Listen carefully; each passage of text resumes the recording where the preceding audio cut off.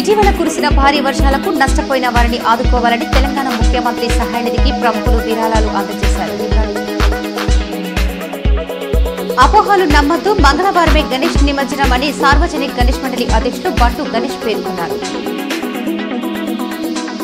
తెలంగాణ విమోచన దినోత్సవాన్ని అధికారికంగా నిర్వహించాలని నిజామాబాద్ అర్బన్ ఎమ్మెల్యే ధన్పాల్ ప్రభుత్వాన్ని డిమాండ్ చేశారు. డిజ్బెల్లి మండలంలో ఈద్ మిలాద్ ఉన్ నబీ శాంతి ర్యాలీ ఘనంగా నిర్వహించి మొహమ్మద్ ప్రవక్త పుట్టినరోజు సందర్భంగా ముస్లింలు ప్రత్యేక ప్రార్థనలు చేశారు. జగన్పల్లి మండలంలో పర్యటించిన రాష్ట్ర విత్తన అభివృద్ధి సంస్థ చైర్మన్ అన్వేష్ రెడ్డి పర్యటించారు. తెలంగాణ పీసీసీ చీఫ్ మహేష్ కుమార్ గౌడ్ బాధ్యతల స్వీకరణ నేపథ్యంలో హున్సా గౌడ సంఘం కాంగ్రెస్ పార్టీ ఆధ్వర్యంలో సంబరాలు నిర్వహించారు.